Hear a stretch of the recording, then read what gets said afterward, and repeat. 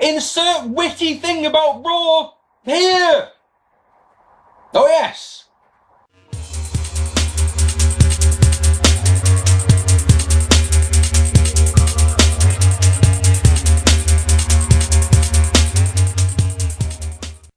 Hello ladies and gentlemen, welcome to these some more Raw thoughts. I apologise that I'm doing these on Wednesday instead of Tuesday. Very busy boy at the moment.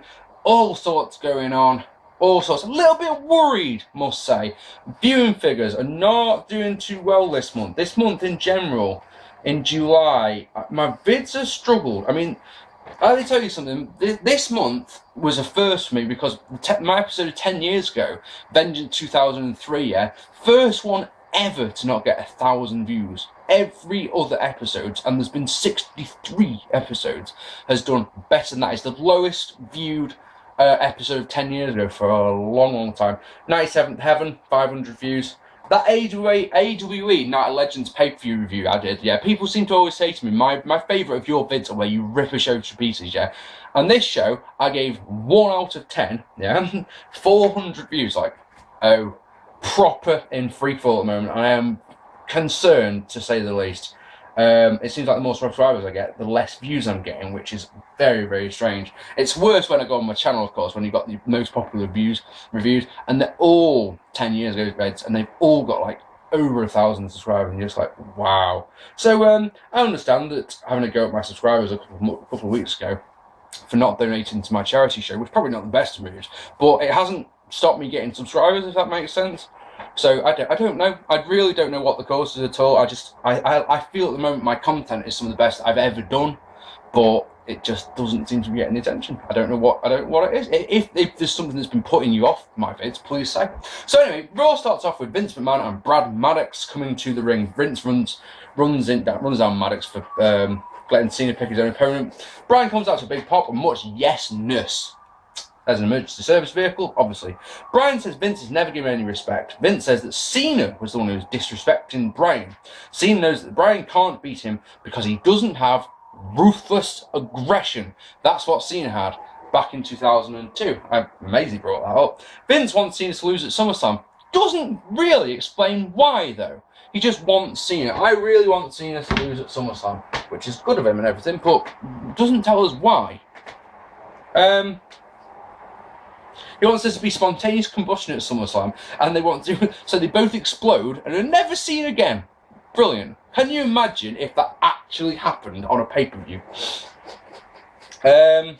Bryan asks the universe if they want a new champion, and actually crowd saying, yes, I enjoyed this stuff. Or the interaction between Bryan and Vince, between Bryan and Vince was very good. I enjoyed this a lot.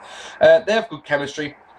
And yeah, I keep saying this, but if they don't put the belt on Bryan at SummerSlam, they're mad. Then our first match, the Shield defeated the Usos and Mark Henry. A decent match after Bullet Driver from Ambrose on, I think it was Jey Uso. Apologies if that's wrong. Mark Henry attacks the Shield afterwards, and you can't think, you think to yourself like Henry versus Ambrose feud could be pretty good, but at the same time you've got to think from Henry's point of view, if nothing else, it's a tiny little bit of a step down to go into a US title feud when he's just been feuding for the WWE Championship. But, I don't make the rules. In the back, Ryback bullies some guy in catering. Be a star, Ryback, be a star. We get a Wyatt family video, and in the back, Kane confronts Maddox about the Wyatts. RVD then defeated Fango, why not? In a short match, Rob Van Dam had Fandango in position for the 5-star frog splash, but Fandango fucked off again, did the walkout, and got counted out. And you're just like, I don't confess to know everything about wrestling, but this is one of those ones I just don't understand. I don't understand what objective they're doing.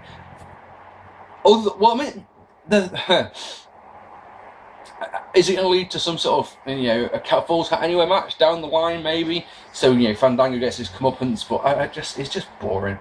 In the back, AJ Lee unleashes the crazy on Big E, which is nice, then skips away, one of those why not. She then lost to Caitlyn in an okay match in one of those nothing shows the lack of depth in the Divas division. The matches like this, where literally this is the best match that they can put on. All the other Divas together couldn't put on a match as good as this, and I enjoyed this match for what it was. After the bell, AJ throws a proper hissy fit, which brings out Ziggler. He challenges Biggie, wants a match with Biggie. Was really surprised. This one, and you're expecting this one at SummerSlam, aren't you? Biggie versus Dolph Ziggler. So you're not surprised when it's a disqualification finish when AJ is the one who gets in the ring. AJ goes mental again at Biggie because he vexed her, and that leaves Biggie wide open for a zigzag. Happy days. In the back, Bryan confronts Cena about what Cena has said before. He says that Vince has always been honest with him. Cena responds with a "you calling me a liar." Tension. Happy days. And then, in the best match of the show, in my opinion, Christian defeating Alberto Del Rio in a really good match. You can probably guess what I'm going to say here because Alberto Del Rio even worked the arm the whole match. Christian sold it beautifully, and the finish came about as Christian was able to counter the armbar into a roll-up to get the win. I think it went about 14 minutes, something like that. Happy days. You know me, love fucking wrestling like that. Love it, love it, love it. Cody Rhodes then defeated Wade Barrett after a short match. Before the match, we saw Cody launch Damian Sandow's Money in the Bank briefcase into the ocean last week on SmackDown. My God, I wish I watched SmackDown just so I could see that. The crowd didn't care in the slightest, which is really strange because, on the one hand, of course, this is a taped show. So, of course, and this one was, was this one taped after Raw last week? Or was it just a standalone one? If it was a standalone one, it doesn't make any sense why the crowd of flat. If it was taped after last week's Raw, I'm sorry, I don't spend my days on dirt sheets. I'm sorry, I've got better things to do with my time. I'm not saying if you do spend your days on dirt sheets. I'm just saying that I don't give a fuck about dirt sheets. And that's what I'm saying. Oh no, I've lost my thread. Yeah, if this was taped after last week's Raw, you can understand why they're quiet. But of course, this is a taped show. This isn't live, so they can add in crowd noise. And I'm sure in matches like this that they just didn't bother. Anyway, Cody counters a pump handle slam into the crossroads to get the win. Sandow comes out to berate Cody. He says that he's from a family of clowns even. And while he was touring the country, educating the masses, what was Cody doing? Well, he was growing a moustache. Burn. And then Daniel Bryan defeating Kane in a good match by countering chokeslam into the small package. Similar sort of thing to what he did last week against Cesaro. Got a feeling that if they are going to put the belt on him, that's the way he's going to get it win. He's going to counter the AA or Summit into the small package, because there's no way that Cena's losing to the S-Lock, is there? Not the chance. Even though it would make Bryan into a superstar. Well, this is one of the things going into SummerSlam, yeah, is that I think everyone in the world knows that a clean win would do wonders for Daniel Bryan and wouldn't hurt John Cena's momentum in the slightest. But WWE booking is such that Cena has to stay strong. So Daniel Bryan will win with a small package, and that will make him look like a fluke, which is fucking shit. Don't you think? Anyway, Daniel, counter the chokeslam into the small package. Is it bad that I didn't enjoy this match? These two know each other for so long. I've got such good chemistry. And then this match just didn't seem to click at all, which was really strange. And then Brie Bella defeated Natalya. No, I didn't watch Total Divas. No, I won't be watching it at any point. No, I didn't care about this match. No, I didn't care about the ugly duckling implications that the Bellas are levying at Natalya. Curtis Axel then versus R-Truth happened. I say happened because about 5 minutes in, it felt like, about CM Punk comes charging out and attacks Axel, and there's no disqualification, and there's no count out. That's just happened. But the point is, Punk doesn't really actually want Curtis Axel. He wants to get his hands on Heyman, and he just grabs hold of him before Heyman's able to run away. And the look on Punk climbs up on the announce table, and the look at his face of so close was absolutely fantastic.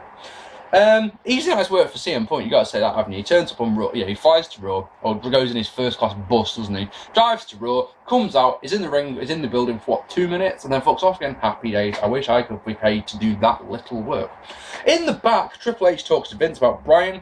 Basically, Vince keeps saying the same thing. I want Cena to lose the title, but doesn't say why. Anyway, he says that he wants someone like Triple H to be champion, just 23 years younger.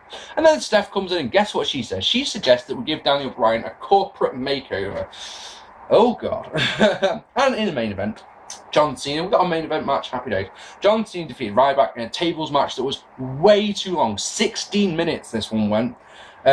Attitude adjustment through the table in the corner gets the win to Yay. Please go away, Ryback. Then Daniel Bryan comes out, tries to give Cena the belt. When Cena tries to grab it, he pulls it back. So Cena, being the small little boy he does, snatches it off him. And that's how we end the show, with Cena with the belt looking vexed while Bryan says yes, yes, yes. I enjoyed the opening segment. I enjoyed Christian versus Alberto Del Rio. There was not really a lot of things on this show that were bad per se, and this was another show that actually zipped by. Happy days. I love watching Raw on a Tuesday because you don't have to watch the adverts, so you lose 45 minutes or so of the show. Happy days. So actually, it's essentially a 2-hour show. Of course, it means that when it was a 2-hour show, and God, I want it to be again so badly, it was only an hour and a half. I don't know why I'm telling you that. Anyway, the point is, this show zipped by. There was nothing bad on it, just nothing memorable at all. It's all good build on the way to SummerSlam. But to me, it just felt a bit flat, is what I'll say. Like I say, there's those two bits. Nothing bad per se, just nothing memorable. That sound fair? Ladies and gentlemen, my next vid, I actually haven't got a clue, to be honest, what my next one's going to be. It could be either SummerSlam 97, SummerSlam 2003. I haven't done a discussion vid for ages, have I? So I might do one of those. I literally have no idea. Just keep your eyes peeled. Subscribe if you haven't already. Hit that like button. Leave me a comment. I read them all, even if I don't reply to every single one of them. I have been Mark P. Thank you so much for watching, and I'll see you all very soon. Take it easy, guys.